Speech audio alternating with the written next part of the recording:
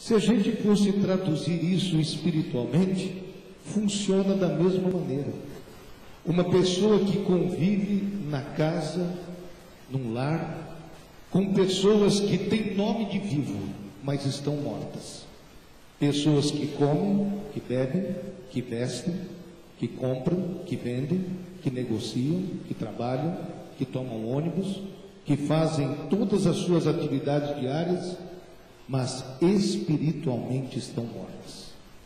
Se nós fôssemos fazer uma pesquisa, quantas mães que, semelhantemente a esta mulher, que agora iria enterrar fisicamente seu filho, lamentam que não tem filhos para conversar sobre vida espiritual. No começo, quando as crianças eram menores, tomava pela mão e levava para a igreja. E as crianças iam, sem dúvida alguma, tendo que obedecer, chegar na casa de Deus. Mas aí o tempo passa, essas crianças crescem e novas amizades, novos vínculos que eles realizam, acabam afastando essas crianças da presença de Deus. Essas crianças se tornam homens, se tornam jovens e acabam se tornando mortos espiritualmente. Então, imagine você conviver com pessoas mortas espiritualmente. Pessoas que não têm comunhão com Deus, pessoas com quem você não pode contar com apoio espiritual na sua hora de aflição. Pessoas com quem você não pode repartir um anseio do livramento de Deus. Pessoas que, quando você está conversando com eles sobre assuntos espirituais, logo estão apressados e não querem saber desse tipo de assunto. Logo já estão querendo sair. Logo tem um outro compromisso mais importante. Mas o mais importante é o que a gente está fazendo aqui essa noite. É reconhecer que há um Deus no céu. E há um Senhor que deseja comungar conosco todos os dias. Ter comunhão conosco. Você pode agradecer a Deus por isso? Meus irmãos, o nosso evangelista Elias, ele bem relatou a experiência de uma pessoa que anda sem Deus. É uma pessoa morta. E o seu efeito na sociedade é o pior possível. Irmão, o cadáver mais bem vestido que você conhece, ninguém quer ficar perto dele, porque chega um momento que o cadáver precisa ser sepultado. É doído falar isso, mas essa é uma realidade, não é? Não são roupas finas, não é como eu assisti na internet essa semana, eu vi pelo menos uma foto de um homem que foi sepultado num caixão de ouro, eu não sei, numa urna de ouro. Eu acredito que vários irmãos devem ter visto isso pela internet, em um dos sites ali, um homem sendo sepultado numa urna de ouro, não é verdade? Então os irmãos vejam que todo esse aparato não resolve nada.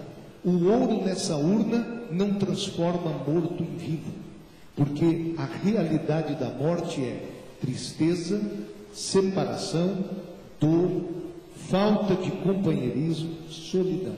É uma tristeza, é uma realidade muito dura. Mas tudo isso pode mudar. Bendito e glorificado é o nome do Senhor. Tudo isso pode ter uma nova história. Porque enquanto uma multidão saía da cidade de Naim, porque em nenhuma cidade judaica poderia se fazer sepultamento dentro da cidade. O sepultamento teria que ser fora da cidade. E também o modo de fazer o sepultamento não é o que habitualmente a gente conhece, não é? Por isso que aqui diz que este jovem estava colocado sobre um esquife ou uma espécie de maca. Evidentemente, não era algo que era fechado por cima, porque pelo próprio milagre de Jesus, a gente vê que ele logo se levanta diante da palavra do Senhor. Então não havia uma tampa, não havia nada que fechasse, mas possivelmente ele era coberto com alguma mortalha, algum vestuário, para ser sepultado. Mas o fato é, irmãos, que por mais que doesse ao coração daquela mãe, essa era a sua obrigação, acompanhar. Não podia ela ter a esperança de uma mudança, Porque se ao menos o meu filho estivesse com febre, quem sabe o Senhor Jesus pudesse curar. Se ao menos o meu filho estivesse cego, Jesus daria vista. Se estivesse paralítico, daria uma ordem para ele andar. Se estivesse leproso, Jesus poderia purificar. Eram tantas as notícias de Jesus, mas a notícia da ressurreição era muito rara. E nós sabemos disso. São poucos os casos relatados no Evangelho e no Antigo Testamento de ressurreição. No Antigo Testamento, nós temos 3 casos, e 2 realizados pelo profeta Elias e pelo profeta Eliseu, um para cada um. E nos ossos de Eliseu também aconteceu uma ressurreição. E no Novo Testamento temos 3 casos de ressurreição, afora o caso do próprio Jesus. Jesus, quando ressuscita a filha de Jairo, também filha única. Jesus, quando ressuscita este moço, e quando ressuscita Lázaro.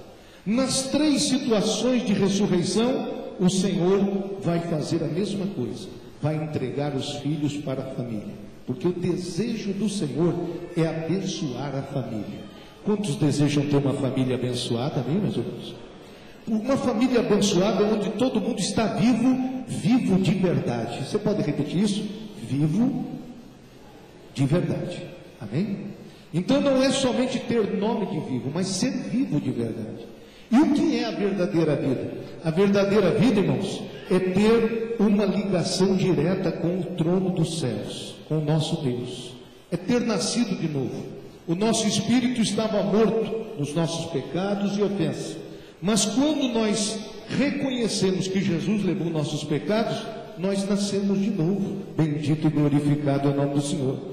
Aliás, nós só podemos ter nascido de novo porque foi Deus que fez isso na nossa vida. Um morto não decide nascer de novo, porque quem nos faz nascer de novo é o Espírito Santo de Deus. Por isso que a Bíblia diz que isso se chama nascer do Espírito, ou nascer do alto, é nascer do Espírito Santo de Deus. Então, todo homem, toda mulher que mora aqui em Pindamonhangaba, que mora nesse estado, neste Brasil, e não tem comunhão, e não tem sede de Deus, e vive debaixo das obras do pecado, e somente atrás das suas paixões e concupiscências, é uma pessoa que está sendo levado como aquele jovem pelos carregadores daquela maca. Muitas pessoas são carregadas pela ambição, pela luxúria, pela mentira, pela avareza, pela inveja, pelo ódio, pela soberba, por toda sorte de pecado que você possa imaginar.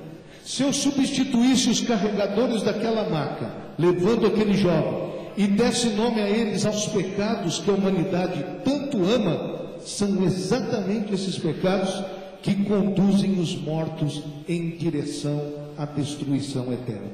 Mas existem 2 consequências para a morte.